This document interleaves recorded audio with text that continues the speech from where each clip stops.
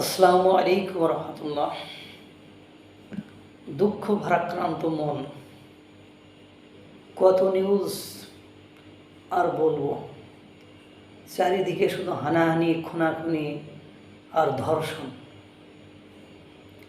আজকে আমি আপনাদেরকে একটা রিপোর্ট জানিয়েছিলাম, পঞ্চগড়ে ছেলের গলায় ছুরি ধরে মাকে সংঘবদ্ধভাবে ধর্ষণ করেছে কবির বাহিনী, অর্থাৎ 4 জন ব্যক্তি। সেই পঞ্চগড়ে কবিরহাট এলাকার উপজেলার আওয়ামী লীগের কোষাধ্যক্ষ ছিল এবং সে ইউনিয়নের চেয়ারম্যান ছিল কামাল উদ্দিন। তার মা হোসনে আরা মরিয়ম। সেই কামাল উদ্দিন তো আওয়ামী লীগের নেতা ছিলেন, সে 5ই আগস্টের পরে পলাতক। তার মা হোসনে আরা নামাজরত অবস্থায় বাড়ির ভেতরে ছিলেন, নামাজে নামাজ পড়ছিলেন। মব বাহিনী, সন্ত্রাসী বাহিনী তারা ঘরের ভেতরে প্রবেশ করে ওই নামাজে থাকা অবস্থায় তাকে এলোপাতাড়ি কুপিয়েছে এবং বাড়িতে লুটপাট করেছে।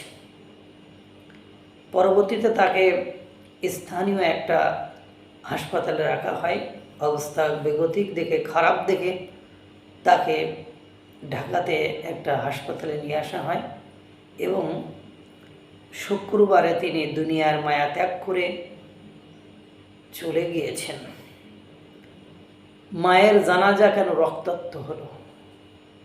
আজ স্বরাষ্ট্র উপদেষ্টাকে সুন্দর করে প্রশ্ন করা হলো জঙ্গিবাদ নিয়ে। তিনি বললেন এদেশে কোনো জঙ্গিবাদ নেই। স্বরাষ্ট্র উপদেষ্টা এক জায়গায় ভিজিটিংয়ে গিয়েছে, সেখানে যে কোন পুলিশের বিয়ে করতে কত টাকা নিবে, যৌতুক নিবে কিনা একথা বলে।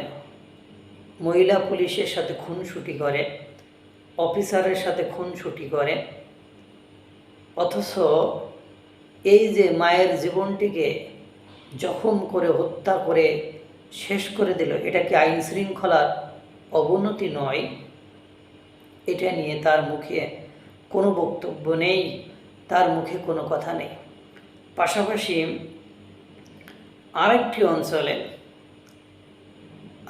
একজনের চাচি মারা গিয়েছে, সে তার স্ত্রী এবং কন্যাকে নিয়ে, সেলিম সাহেব মেবি, সিলেট অঞ্চলে, সিলেটের রাউজানে মনে হয়, চট্টগ্রামের রাউজানে সে তার স্ত্রী এবং কন্যাকে নিয়ে তার চাচির জানাজা শেষে, অর্থাৎ কবর এবং দাফনস্থ শেষে বাড়ি ফিরছিল।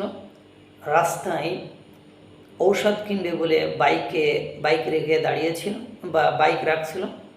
পরবর্তীতে ইজি বাইকে করে 2জন বোরকা পরিহিত লোক এসে তার মুখে পিস্তল ধরে তাকে গুলি করে তার সন্তান এবং স্ত্রীর সামনে তার জীবনের ইতি ঘটিয়ে দিল। এইগুলো কি? এইগুলো দেখার জন্যই কি আমরা দেশকে এত ভালোবাসি, দেশকে ট্যাক্স দেই, দেশকে ভ্যাট দেই? এখন যারা ক্ষমতায় আছে তারা কত সুন্দর করে প্রেস সচিব শফিকুল আলম মবকে জাস্টিফাই করলো, কয় এটা প্রেশার গ্রুপ। তারপর আবার বলছে আমরা যদি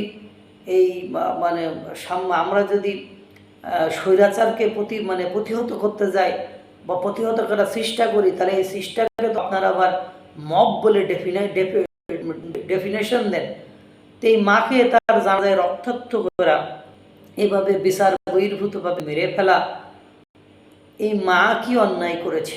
না, অ্যাটর্নি জেনারেল আসাদুজ্জামান সাহেব বলেছেন আওয়ামী লীগ যে করে, আওয়ামী লীগের যারা সহযোগী তারা সকলেই অপরাধী, তাদের সকলকে আইনের আওতায় নিয়ে আসা হবে। ওই মায়ের সন্তান বলে ওই মাও অপরাধী, তাকেও এই শাস্তি দেওয়া হবে, তাকে এভাবে জখম করে হত্যা করা হবে।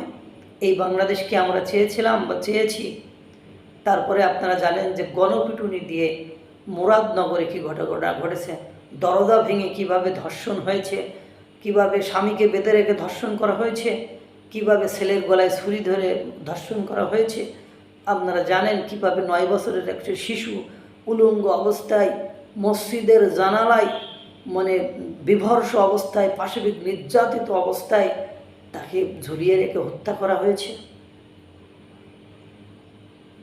থানাগুলোতে আমাদের দিন শেষে যে আমাদের আবদার থাকে পুলিশের কাছে, পুলিশ আমাদের নিরাপত্তা দিবে, সেই পুলিশই তো এখন নিরাপত্তাহীনতায় ভুগছে।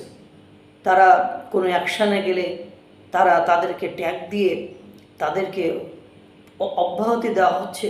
তাদের থানা থেকে থানা ভাঙচুর করে নেতাকর্মীদেরকে ছাড়িয়ে নিয়ে আসা হচ্ছে, তাদেরকে অশ্রাব্য অকথ্য ভাষায় গালিগালাজ করা হচ্ছে, তাদের জীবনকে ঝুঁকিপূর্ণ করে তোলা হচ্ছে।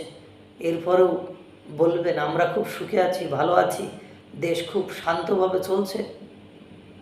আমার আর বলার ভাষা নেই। আপনারা বুঝতে পারছেন যে কীভাবে মায়ের যায় নামাজও রক্তাক্ত হতে রক্ষা পাচ্ছে না, রক্তের হাত থেকে রক্ষা পাচ্ছে না। কীভাবে সন্তানকে তার সামনে সন্তানকে তার পিতার একেবারে গুলি করে হত্যা সিনারিও দেখতে হচ্ছে। এই হলো বাংলাদেশ। আল্লাহ তাআলা সকলকে শুভ বুদ্ধির উদয় ঘটাক এবং বাংলাদেশকে ভালো রাখুক, সুস্থ রাখুক। আসসালামু আলাইকুম ওয়া রাহমাতুল্লাহ।